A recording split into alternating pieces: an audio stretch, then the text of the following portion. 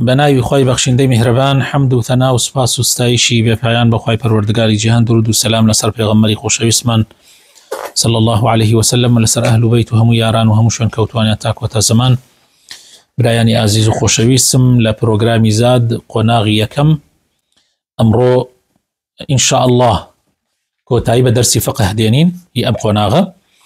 جيشفينا تلابري صوبيس لبابي نيوجين الذكر بعد الصلاة اما باسي اذكار كاني دواي نيوجكا كلدواي نيوش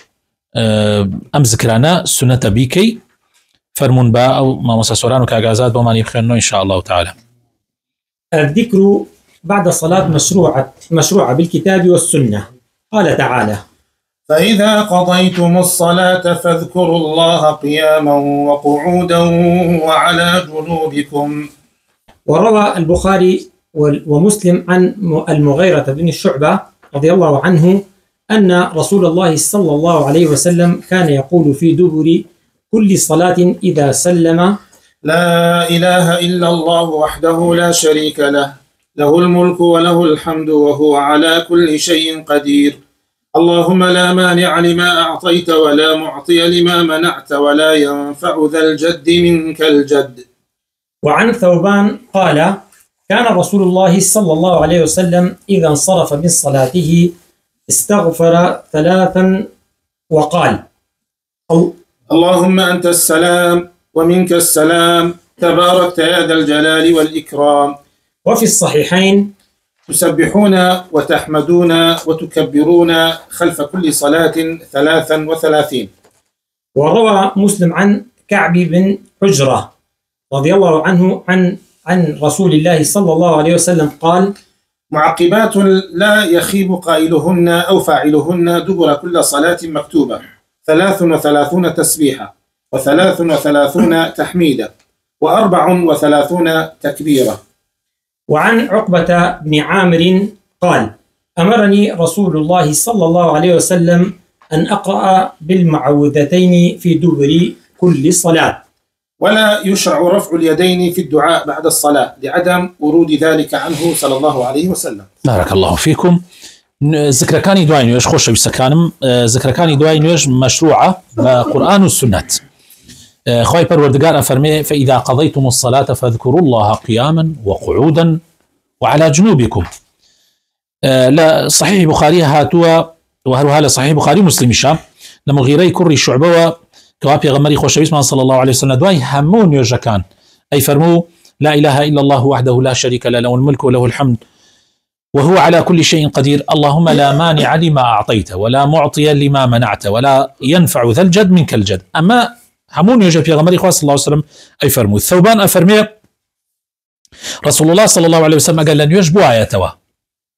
يعني قال السلام بداياتوا أي فرمو: أستغفر الله أستغفر الله أستغفر الله سيجار. يا طبعا استغفر يعني معناه كأوي يعني لا كما كيبلي أستغفر الله أقل بلي عظيم كش لقلا دروس أستغفر الله العظيم أستغفر الله العظيم أستغفر الله العظيم. أم جاء عليك اللهم أنت السلام ومنك السلام تباركت يا ذا الجلال والإكرام. بلى إلا صحيحين هاتوا كوا لدواي أم ذكرانا وعباس مانكرت بليشي طبعا حديث يكشمان هيا ليرواب زنباسي نكردوا أفرمي هر كسيك لدواي نيوجا كان لدواي همون نيوجا كي فرز آيات الكرسي بخوانيه لبين أو بهشتا تنها مردنا ميري يعني آيات الكرسي سنة بيخواني أم جا سيوسجار بلي سبحان الله سيوسجار بلي الحمد لله سيوسجار بلي الله أكبر ولا أخير شابلي لا إله إلا الله وحده لا شريك له أتاكوتاي أو أكا صدجر. لا صحيح مسلمات ولا كعبي كري عجرة وأفرميه في غمري خواه صلى الله عليه وسلم أفرميه هر كسي أم ذكرانا بخوانيت يعني لدواي نيوجكان براسي لا يخيب قائلهن يعني قد أو كسا بدبخت نابه يعني أو كسي أو بلي يا هر كسي أو بكا لدواي نيوجكان سيوسجا بلي سبحان الله سيوسجا بلي الحمد لله وسيوشوار جار بلي الله أكبر. و حديثك عقبة كري عامر أفرمي بيغمبري خواه صلى الله عليه وسلم فرمي أن رسول الله صلى الله عليه وسلم أفرمي بيغمبري خواه صلى الله عليه وسلم أمري بيكردم كوا معوذات بخوێنم بەتایبەتی قل أعوذ برب الفلق قل أعوذ برب الناس لدواي هەموو نوێژەکان و لە نوێژی مەغریب و نوێژی بەیانیانە قل هو الله أحد لەگەڵ یانە يعني سێجار قل هو الله أحد و سێجار قل أعوذ برب الفلق و سێجار قل أعوذ برب الناس ووتني لا إله إلا الله وحده لا شريك له بۆ مەغریب و بۆ بەیانیان دەجارە ئەڵێ دەستبەرزۆکردنەوە لە دوعا لە دوای نوێژەکان لە حەدیثی صحیح نهاتوە ئەگەرچی مانعیش نییە چونکە بەعام 100 حەدیثمان هەیە کە ئەگاتە دەرەجەی متەواتری معنەوی کە دەستبەرزکردنەوە لە دوعا دروستە هیچ بەڵگەیەکشمان نییە کە يعني دەستبەرزکردنەوە نییە بۆیە مەسئلەکە بینی ئەخذ و عینە يعني اجتهادیە يعني کۆمەڵێک ئەڵێن ئەتوانی بیکەیت کۆمەڵێک ئەڵێن نایکی بەڵێ ئێستا ڕۆین سەر بابەتێکی تر کە پێوترێ مەکروهات الصلاة يعني ئەو شتانەی کە مەکروهە لە نوێژە کەراهەتی هەیە يعني ئەگەر بیکەی گوناحبار نابی بەس ئەگەر نەیکەی خێرت دەستەکەوێ بەڵێ فەرموو براکانم بخوێنن. مكروهات الصلاة أولا الالتفات اليسير بلا حاجة لقوله صلى الله عليه وسلم حين سئل عن الالتفات في الصلاة هو اختلاس يختلسه الشيطان من صلاة العبد. والاختلاس السرقة والنهب. أما إذا كان الالتفات لحاجة فلا بأس به. بله طبعا هي شكل مكروهات أو كالتفات اليسير يعني آوا توزي مثلا يا تشاود آوا بك آوا سير أم لا ولا بك أما التفات يسيرة برسالة في غمر كلا صلى الله عليه وسلم درباري التفات يسير فرموي أود زيك الشيطان لن يجي بندكان أيد الزي بلام أجر التفاتك أبو في ويستيبو درستها أبو بكر التفاتك الكاتب في غمر صلى الله عليه وسلم يجسي درش لمال. الالتفات في الصلاة أقسام. أولا أن يلتفت بجملته بحيث يتحول تحولا كاملا عن القبلة فهذا يبطل الصلاة. ثانيا أن يلتفت بصدره مع ثبوت القدمين باتجاه القبلة فهو مكروه ومن العلماء من يبطل الصلاة به. ثالثا الالتفات بالرأس أو العين يمنة ويسرى فهذا مكروه إلا لحاجة. بله التفاتك بس يباشو باش كان وياك پشت بكاملي لقبله بكي ونوجك بطالبيته وزانيان متوانن نوجك بطالبيته التفاتك تر اويك سين ركعه املا يعني ركعه الرو ورش الخيني بر املا بلان بيت هرو على قبله هن العلماء متوانا مكروه هني كان متوانا نوج بطالكاته خلافه يلبي بلان التفاتك اگر بتشاو بيان بسر بي اوا اما علماء متوانا مكروه مگر حاجه مش التفات يعني لا كردنا بله التفات يعني لا كردنا بارك الله فيكم. طبعا خوش بيستكانم يعني هي زور لا أكاتوا الراسي من أمام بيني و يعني ما مساء آينيش بيني وجاري وحي أمن التفاتك يعني من جاري وابك وتمتو قمان وتمتو ولي أمن نيوشك يعني أولا التفاتك يعني وما زاني نيوش نعكات يعني هني كي زور لما وزعاء إينك تهاون براستي لا كردنا اشتكي باشنية بله. ثانيا افتراش الذراعين في السجود لقوله صلى الله عليه وسلم يعتدل في السجود ولا يبسط أحدكم ذراعيه انبساط الكلب. بله إن افتراش أويك يعني أنيشك كانت يعني قرناسك بكاملين بخيت زوي أوكو هني الصقوايا في غمر صلى الله عليه وسلم فرمي للسجود ومكان بلكو للسجود باشوايا إنسان أنيشك كاني قرناسكي برز كاتوا بس لبي لزويا به بله كاو جنش فرق ناكا جن يظلموا بعضه بعضا يعني مثلا أواكا بلام نايخة زوي بله أواكا بله ثالثا كف الشعر والثوب لحديث ابن عباس رضي الله عنهما عن النبي صلى الله عليه وسلم قال أمرت أن أسجد على 7 ولا أكف شعرا ولا ثوبا. بله أي لا يجمعهما ويضمهما فيمنعهما من السجود معه حال السجود. يعني قصدي أويك إنسان بيليت هيني شورب بيتوا قجي وأجر قجي زوربو وبيليت جلو برقكيشي شورب بيتوا هري نكا أو نهي لكراوة في غمري خاص الله سبحانه فرمي أمر بيكراوة كوا لسر حوت أندام سجدة ببم كبريتي بو أندام كان نشوني ترى باس ما كر بريتي لا تويلو لود بيكوا هەردوو لەب هەردوو ئەژنۆ هەردوو نوک پەنجەکانی پێ یان سنگی پێ بەڵێ ولا أكف شعرا ولا ثوبا وهروها في غمري خاص الله وسلم فرمي وقد غم لك راوكوا جلو برقا كانوا قجم برز كموا يعني بالكو بيت يلي شور ربيته ولا قلتها بروات السجود يعني هالي نكا هال كردن بله شوارم التخصر لحديث أبي هريرة رضي الله عنه قال نهى النبي صلى الله عليه وسلم أن يصلي الرجل مختصرا من الخصر وهو أن يضع يده على خاصرته في الصلاة لأنه فعل اليهود ولأن هذه الهيئة لا تليق بالمصلي الذي يقف بين يدي الله تعالى. بالله الله قد غكرا ولا خصر أميا والرسمة كيشي كراوة أجر إنسان تشتكي عوابك ديانا ملا حالتي ماندوبونا يعني عندي حالة كسانيك أيكن لا يخومان أمشتهر نبو كسيش من بيني أمابك بالله. بينجم خامسا تغطية الفم في الصلاة لحديث أبي هريرة رضي الله عنه قال نهى رسول الله صلى الله عليه وسلم أن يغطي الرجل فاه. في غمر إخوة صلى الله عليه وسلم قد غير وكوا إنسان لكاتي نيجا دمي هل بيكي ما قال عذري به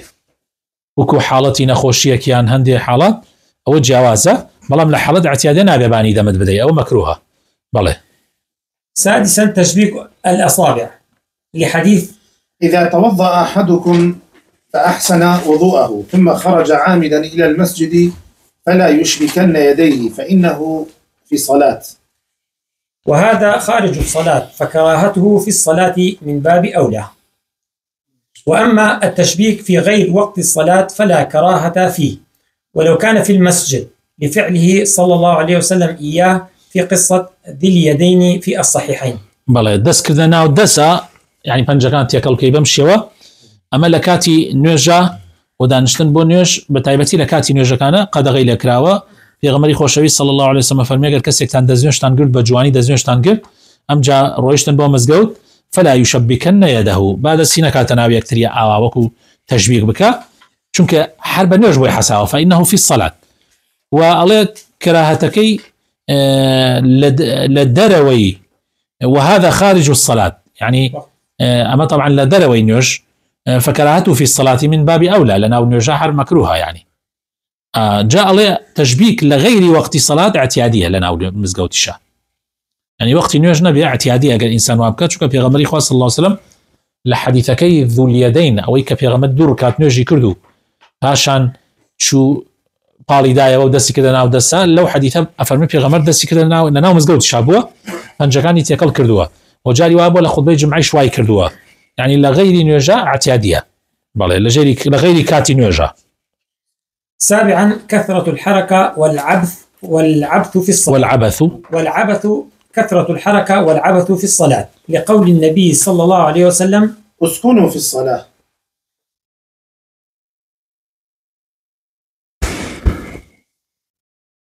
وأسكنوا يا تمام أسكنوا به. زور جولان لنيوجا كراهتي هي في غمري خوشوي صلى الله عليه وسلم فرمي سكونتان هبه سكينتان هبه لكاتي نيوجا حركة زور مكان يعني جولة زور مكان جولة كردني زور لناو نيوجا باش نية يسخل كان يكي إخوة جزاي خيرا بعد توفير بون أم خدري السعودية دانا بان سرا نازم أم خدري السعودي نازم شيء أما من سيرم دي أم خدرة شيء إذا بان سرا آواو شور ركنوو أم جا أتشنا السجدة خليكين هلا سنوا خليكين جا هاي عباكش هذا بان سرا لقاليا يتركاك يعني والله من نيوي نيوجاكا أو هر خليكي حركة كردنا أم حركة كردنا لراسية لنا ونيوجانية يا هندي لا أواني كبرنيوجية كان خواجة زاين باتوا أواني كبيشنيوجية كان يتر حركات كان أنا ونزوره وكاميرا كشابان سريان وديارة زور منظر ناشرين براستي يعني كاميرا بسماعة خاصة كان ساعات خاصة كان موبايل كانوا إني كانوا يخنس القرآن كو يعني ما تشيها يعني أمحى حركة زيادة لبرشي يعني كي ضرورة من لنيوجا يعني موبايل بقدر مدرسه بتايبة نيوج فرض طبعا تا أحد يكنوجي سنة موبايل بقدر مدرسه قرآن ده أنا لبردم تاجر نازاني يعني لبردني بلام تو موبايل قدر دسويا بۆ ئەوەی قورآنەکە دانانەی با خەڵ نەڵێ ئەمە لە قورآنەی خوێنێ بەڵام مۆبایلەکە گریتە دەستەوە لە کاتی نوێژە ئەمە یعنی چی نازانم ناوێنن چی مۆبایل و ئەو هەموو حرەکە بە مۆبایلە چۆنە بێ لە کاتی نوێژی فەرزە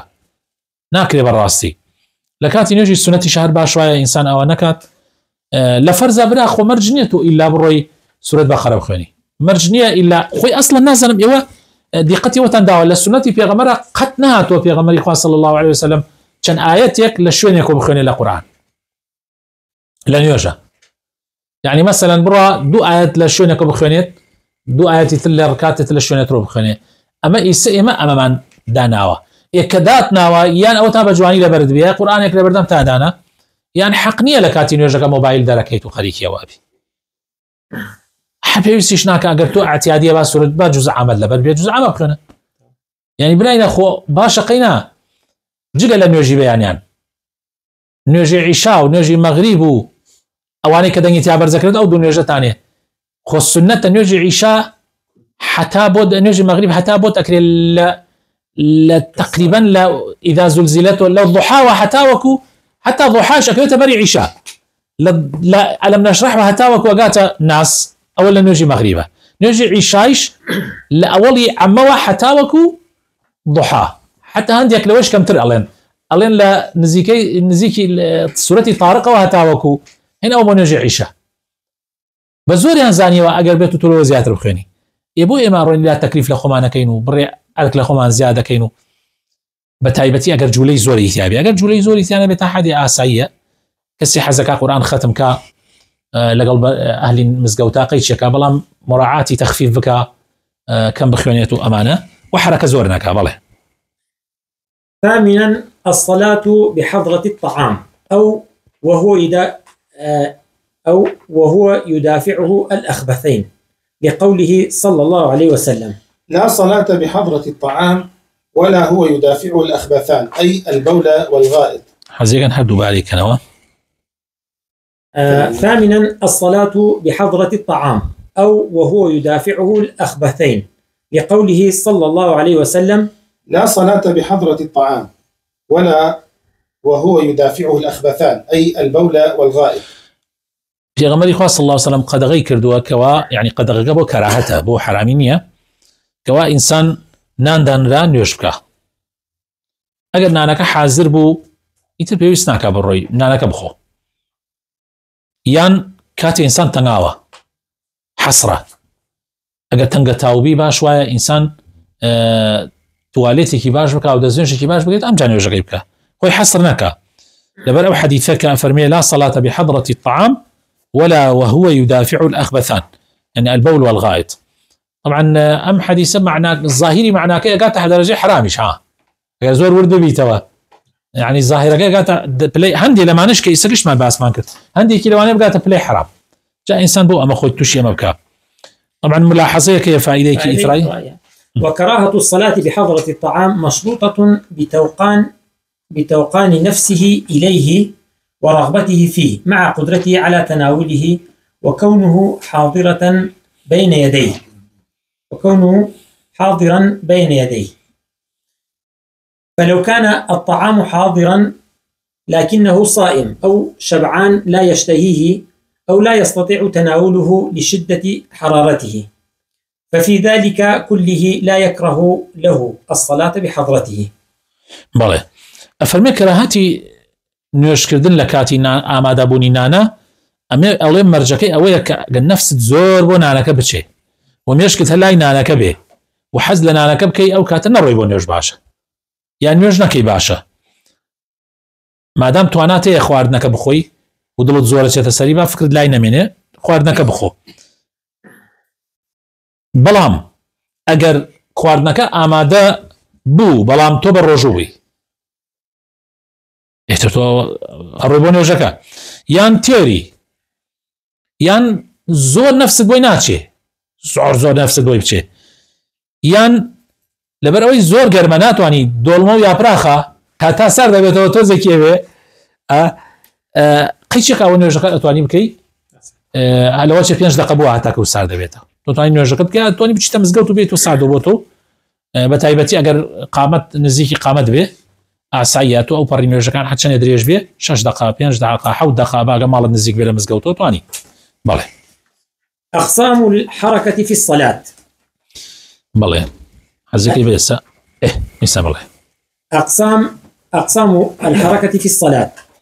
الحركة في الصلاة تجري فيها الأحكام التكليفية الخمسة. بەڵێ جوولەکردن لە نوێژە ملاحەزەی زۆر جوانە ئەمە جوولەکردن لە نوێژە بەپێی حکمە شەرعیەکان ئەبێتە پێنج باشۆ جوولە لە ناو نوێژە. أولا الواجبة، جوولەیەکمانێ واجبە وهي التي تتوقف عليها صحة الصلاة، مثل أن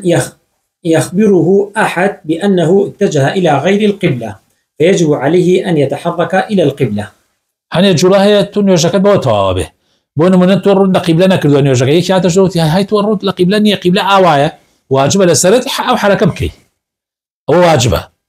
حرەکەی ترمانەیە حرامە. المحرمة وهي الحركة الكثيرة المتوالية لغير ضرورة. ئەویش بریتێ لەو حرەکاتانەی کە لەسەر یەکە و بەبێ ضرورەت. بەڵێ. ثالثا المستحبة حركة السنة، وهي الحركة لفعل مستحب في الصلاة، كما لو رأى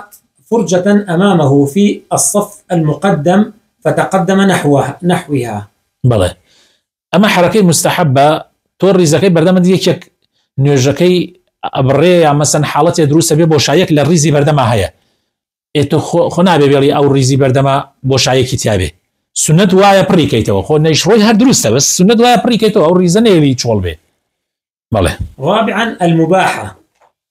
وهي اليسيرة لحاجة أو الكثيرة للضرورة. بلى. أما حركة مباحة يعني خير تقال نقول عباري شبي أيش بريتيا لو حركاني ككمن كما لبر بيويسي يان زورة لبر ضرورات جاري واحد حركة كي زورة كي بس ضرورات مثلا دو بشكي كمجبور بيكوجي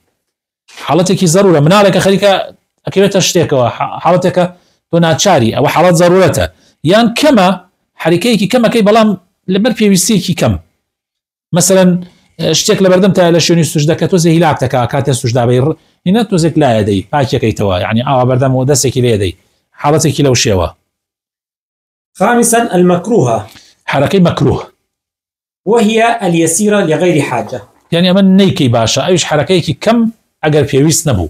يعني حتى حركيكي كم أجر بيويس نبو نكردني باشا.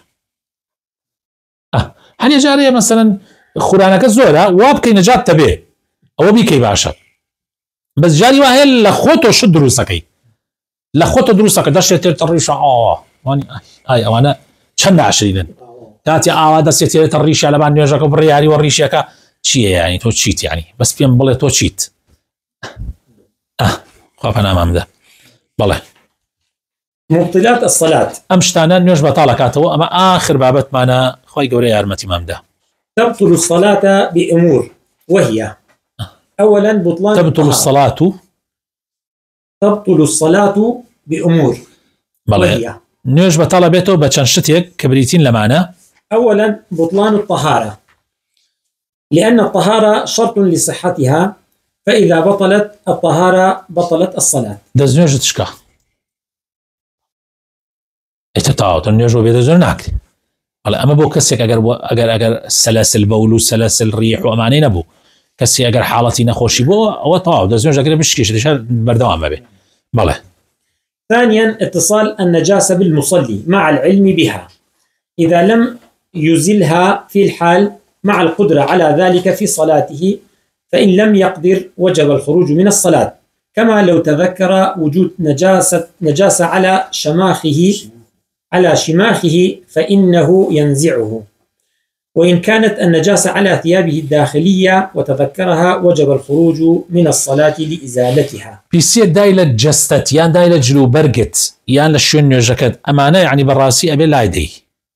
يصير أقل بود لا درا لبان نيوجك وتأثيري نكر لزور ينكردن أو تواني لا يدي بونمونا عمامكت بونمونا خضرة كيبان سرت يعني أتواني لا يدي طبعا أفرتنا أتواني لا يدي شو كأفرد لا يدي عورتي كويت هدش اگر شو ملابسي اللي تجبو نتتواني لا يدي بأساني وكو ملابسي داخليان وكو سرپوشي آفرت هو تناچال بي بريتو دوايا و هينيكا باكي كاتو امجا نوش بكا. ثالثا كشف العورة عمدا. بەڵێ عورەت پیاو یانژن بکەوێتە دەر بە عەمدەن بەتاڵە بێتەوە، بەڵام ئەگەر عەمدەن نەبوو لە کتوپڕێکە ڕووی دا و یەکسەر تەرتیبت کرد اعتیادیە. رابعا استدبار القبلة عمدا.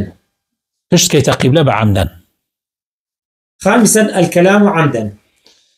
قسەکردن بە عەمدەن لەبان نوێژ ئەمیشان بەتاڵێکاتەوە. لما في الصحيحين من حديث زيد بن أرقم رضي الله عنه قال: كنا نتكلم في الصلاة يكلم الرجل منا صاحبه وهو إلى جنبه في الصلاة حتى نزلت وقوموا لله قانتين فأمرنا بالسكوت ونهينا عن الكلام. أما اللي قسەکردن بە عەمدەن ئەم بەڵگەی هێناوەتەوە، ئەڵێ بەڵگەی حەدیثەکەی لە صحیحین هاتووە لە حەدیثەکەی زەید بن ئەرقەمەوە کەوا فەرموویەتی قسەمانە کرد لە نوێژە، لەگەڵ یەکتریا قسەمانە کرد. پیاوێک قسەی لەگەڵ هاوڕێکەی خۆیان کرد لە تەنیشتی، ئێستا شیعە تا ئێستاشان ئەمەیان هەیە، حتا وەکو ئەم ئاەتە دابەزی وەقوموا لله قانتین. جا ئەم ئاەتە دابەزی ئەمرمان پێکرا بە بێدەنگی و نەهیمان لێکرا لە قسەکردن. سادسا الضحك بالصوت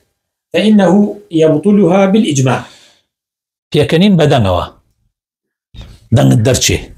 ئەوە بەتاڵێکاتەوە بە ئیجماع. سابعا مرور المرأة البالغة أو الحمار أو الكلب الأسود بين يدي المصلي دون موضع سجوده، لقوله صلى الله عليه وسلم: إذا قام أحدكم يصلي فإنه يستره إذا كان بين يديه مثل آخرة الرحل، فإذا لم يكن بين يديه مثل آخرة الرحل فإنه يقطع صلاته الحمار والمرأة والكلب الأسود. بەڵێ ئەفەرمەیەکی کترە و شتانی کە نوێژ بەتاڵەکاتەوە تێپەڕبوونی ئافرەتی باڵغا، یعنی ئافرەتی پێگەیشتوو یان کەر گوێدرێژ یان سەگی ڕەش کە طبعا لەم لای سوجدەکەتەوە تێپەڕ بێ نەک لەولاوە، یعنی ئەگەر لەو دیوە تێپەڕ بێ ئاساییە، بەس بداتە بەردەمی نوێژەکە تا یعنی لەبەنی خۆت سوجد ئەو شوێنەی کە تو سوجدەی تیابەی، یعنی بەقەدەری بەرماڵەکەت بێ، ئەوە نوێژەکە بەتاڵەکاتەوە بە پێ ئەم حەدیثە کە ئەم هێنایەتەوەی ئەڵێ ئەگەر کەسێک لە ئێوە هەڵسا با سوترەدانە لەبەینی خۆی و لەبەینی دەستی، یعنی اینێک شتێک ئەوەنەی ڕەحل یعنی تقریبا 30 سانتیمێک 40 سانتیمێک بێ شتێک دانە لە بەردەمیە بۆ ئەوەی کەس تێپەڕ نەکابەوەیە، چونکە دوایی نوێژەکەی ئەبڕێت چی ئیبڕێ گوێدرێژ یان ئافرەت یان سەگی ڕەش. طبعا ئەم حەدیثە زانایان زۆر قسەیان لەسەر کردووە لەم حەدیثە، يعني هەندێک لە جمهوری علەما حەنەفی و شافعی ئەڵێن ئەم حەدیثە معنای ئەوەیە کە ئەڵێن یعنی ئەگەر ئەوانە تێپەڕ ببێت کەسێ بەبەردەم تا تێپەڕ بێ، خێزانەکەت بەبەردەم تا تێپەڕ بێت لەناو ماڵای تۆلیان لەناو حەوشای مەسەلەن سەگێک بەبەردەم تا تێپەڕ بێ گوێدرێژێک، یعنی المهم شتێک پێغەمبەری خوا صلی الله علیه و سلم ناوی ئەمانەی هێناوە لەبەرەوەی تۆ لە ماڵە ئەمانان لە دەوروبەرتە با نوێژەکەت نەبڕن، یعنی مەقسەد ئەوەیە کە مێشکت نەکەوێتە لای پێوە مەشغوڵ نەبی، نەک نوێژەکەت ئەبڕێ بەتاڵێکاتەوە. بۆیە لای ئەوان ئەم حەدیثە هەر هیچ نییە، یعنی هیچ، بەس ئەڵێت سوترەدانە بۆ ئەوەی تۆ سەیری سوترەکەت بکەیت، سەیری دوورتر نەکەی، ژنەکەت چێکە لە ناو ماڵە، کچەکەت چێکە لە ناو ماڵە، دایکت چێکە لە ناو حەوش دینە یا گوێدرێژەکەت لەولاوە هات مەسەڵەن سەگێک هات لەولاوە، تۆ مەشغوڵ ئەوانە نەبی، سەیری نوێژەکەی بەردەمی نوێژەکەی خۆتەکەی. ئەمە جمهور علەماوە ئەڵێن، بەڵام کۆمەڵێکی تریش طبعا لە علەما وەکو ئیمامی ئەحمەد وەمانە ئەڵێ ئیمامی ئەحمەد ئەڵێ مەسئلەی سەگە ڕەشەکە ئەوە گومانم تیان نییە کە نوێژ ئەگەدایە بەردەمتا نوێژەکەت ئەبڕێ، بەڵام بۆ مەسئلەی گوێدرێژەکە و ئافرەتەکە ئەڵێ گومانم هەیە، یعنی وەقام لە دوودڵیە. کۆمەڵێکی تریش لە علەما طبعا وەکو ئەم پیاوە لەیرە ڕێیان وایە کە ئەمانە نوێژ بەتاڵەکاتەوە. طبعا ئەم کۆمەڵە کەمترین ئینیان هەیە، وەکو ئینەکان ئەمانە زیاتر زاهیرین وەکو بڵێ ئیمامی شەوکانی و ئەمانە ئەم ڕێیان هەیە، والله أعلم رأيك لو ناچێ زۆر پەسەند بێ، هەر ئەو معنایەتەوە علەماکانە پێشە جمهوری علەما لە یەکیان داوەتەوە، هەر ئەوە تەواوە، حتا دایکە عایشەت و ڕابی ئەڵێ بۆ ئەمانکەنە هاوڕێی سەگ و کەر، هەروەمانکەنە هاوڕێی سەگ و کەر، یعنی ئەوە هی نەبێ، وەکو چۆن بڵێ پێی ناخۆشە بە هەندێک کەس والی تێگەیشت لەم حەدیثە تێگەیشتووە. ئەم حەدیثە معنای وان نییە، معنای ئەوەیە کە یعنی شتێک و بەردەم تا تێئەپەڕێ و کە نوێژەکەی لە ماڵە سوترێدانە. ولناو مزگەوتە طبعا ئەمە باسی ناو مزگەوت ناکات چونکە ناو مزگەوتە نەژن ژنەکە دەداتە بەردەم تاو نەسەگ لە ناو مزگەوتە نەک کەریش بەڵام ئەمە لە ماڵایە یان ناو حەوشایە لە دەشتێکی چۆڵایە ئاوایە. بەڵێ. ثامنا ترك ركن من أركانها أو شرط من شروطها أو واجب من واجباتها عمدا بدون عذر. بەڵێ ترك ڕکنێ لە ڕکنەکانی نوێش ئێمەوتمان ڕکن نوێژ بەتاڵەکاتەوە ئەگەر عەمدەن تەرکی یعنی ڕکنێ نەکەی نوێژ بەتاڵەکەوێت یان شەرتێ لە شەرتەکانی نوێژ نەکەی نوێژەکە بەتاڵە بێتەوە بەڵام بۆ واجبەکە ئێمە وتمان وان نییە وتمان واجب بەتاڵی ناکاتەوە بەس بە عەمدەن نەکەی گوناحبارە بێ بۆ ئێمە لەگەڵ ڕێی ئەمان نیمان خوا جزای خێری باتەوە. واجب اعتیادی بس وابزان بو واجب من واجباتها عمدني هنا. بەڵێ عەمدەنیش هەتا بەتاڵی ناکات گوناحبارە بێ واجب بەتاڵی ناکاتەوە بەس شەرت و ڕکن بەتاڵی کات. تاسعا الأكل چونکە الركن والشرط عمدنيش نبي هر بتاڵێ کات ليست الركن مەکە عمدنيش نبي هر أو ركعتات بەتاڵە بەڵام بۆ مەسەلەی واجبەکە عمدنیەکە عمدنیش لە واجبەکە گوناحبارتەکان نەک أو الرأي بقوته. بەڵێ. تاسعا الأكل والشرب عمدا. قال ابن المنذر وأجمعوا على أن من أكل وشرب في صلاته الفرض عامدا أن عليه الإعادة. بەڵێ طبعا خواردن و خواردنەوە لەبان نوێژ ئەمە لەوانەیە لە پێشە هەبوو بێ لەوانەیە لە پێشە نوێژیان کردبێ ئەمانە کرابێ یعنی لەبان نوێژا و ئەمانە و شەو نوێژی و تۆ تەسەوور مەکە بڵێ یاخە خواردنی بۆ چیە لەوە چێ شەو نوێژیەکی درێژی کردووە و پێغەمبەری خوا صلی الله علیه وسلم سورة بەقەرە و ئەمانەی خوێندە تینوی بێتی وایە کرد ئاوێکی خواردوێ اعتیادی ئەو شتانە کراوە بەڵام دوای ئەوەی کە ئەو ئەمرە هاتووە کە وقوموا لله قانتين ئیتر ئەوانە نەماتەوە نەخواردنەوە نەقسەکردن هیچ نەما. بەڵێ. أصلا وستي حمدا يعني حمدا نوابي خوي مثلا بقول لك هذا ناني خواردوا توزي باشين الناو دمما تاميك يا شتيكيان توزي شتيك ناو دمما اگر بوي كرا ان كرا بوي كرا عاد بيتي شلون خاطاني جاي تواوي اگر بوي نكرا او يعني اگر بتواني بخاطر سرزواني ولايده اگر اويش نكرا اعتيادي رويش تخوارو ما اول نيه او درجه هو بعس اكل يعني تو داس كده خواردن شتێک ناودەم تا بچێتە خوارەوە ئەمە ئەوە نییە ئەمە ئەکل نییە نە ئەکل لەنە شوربە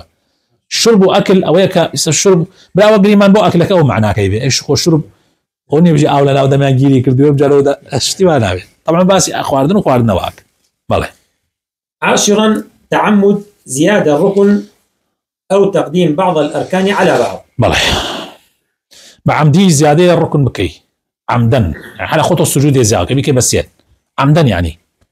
مثلا بون هنا سجود بخيت بردم ركوع بطالة بيته بنزانين بطالة بيته بس بزانين هو بطالة بيته والله. 11 فسخ النية لأن استدامة النية شرط. أي من قناعته ما يمو وسوسة دروسك نية تقد بقوري نية تدوابو فرزو بيكي السنة ما وسوسة دروسك بلغيك مو بيرو شتي القرآن والحديث هاتوي أهلا وسهلا غير أو إيتر خوتي فيه مشغول مكة براستي وسوسة دروس كردن بو مسلمانان أجر نية تقوري بقى من نية رقم تواتر نية تقوري يعني شيء بو وسوسة دروسك لما نية رقم كتبين بلا ملا نية تقم قوري أمشتانا حالتك طارئة حالتك وكبلي لما لونك كسايك يكوان نية مثلا نية بقوري يعني بكرتي ومختصري أم بابا تتوزك من فيهم خوش نية أمشتانا بخليتنا وفقه حزناكم يعني أم بابتانا وسوسة بو خلق دروسك من وامزاني وسواس كما برواتان هبي من وامزاني وسواس أمود يعني لناو مجتمعك أو كشاري وسليماني لو أنا دوكس يكس وسواس لو أنا بعد دكس وسواس صدكس وسواس بس باور بك لم شارع كأجر دوم لين خلق لم شارع به أتوانا بلهم 50,000 وسواسي تاعي يتبقى درجات يعني وسوسيكي زور يعني كم يعني كاتب بابتك وسواس دابا زمن أو جازاني وسواس كي هي وسواس نبي يعني كاتب قومك بنام كي هي وسواس نبي يعني بويا هل أمشت أنا تانية زور قولي كي توب أخوي وسوسة دوت مسك كأيش بلغي كي لسني بله أمجا بيكنين جاكات سيب لوا أمش فايدة كي جرنجا. والضحك على 3 مراتب: تبسم والضحك وقهقه. ئەمەش گرنگە چونکە ئەم سیانە لەیەکی بکەینەوە دەنەجاتمانە بێ لە بەڕێشت. أولا التبسم فلا تبطل الصلاة به. ثانيا وأما القهقهة فتبطل بها الصلاة مطلقا بإجماع العلماء، لأن فيها أصواتا عالية تنافي حال الصلاة، وفيها من استخفاف بالصلاة والتلاعب بها ما يناقض مقصودها. وأما الضحك وهو ما بين التبسم والقهقهة، فذهب جمهور الفقهاء إلى بطلان الصلاة بالضحك إن ظهر بالضحك حرفان وإلا فلا. طبعا أما بابتاي كانت التبسم ضحك قهقها، تبسم زردخانية كاوا اللي يعني بيتو ديالكتو بيكني عن مثلا أو تبسم زردخانة نيوش بطالنا كاتوا قهقها كقاقاي بكي كدن درتشي وحرف درتشي وأمانة إجماعي لسلك نيوش كبطالة كاتوا. ضحكش لبيني تبسم لبيني قهقها يايا لو بينها أجر دو حرف درشو لقلدنك زانيان وتيانا نيوشك بطالك وجمهور وتيانا بطالك جمهور زورينا بەڵێ الباقي كشوتيانا بطالينا كاتوا. داوا كارم لخوي پروردگار بخاتنا وجوانا كاني خوي بماني بنوسيبت بكاتا ذخيريك بمان للرجي قيامتها إن شاء الله ببينينا. سبحان ربك رب العزة عما يصفون وسلام على المرسلين والحمد لله رب العالمين.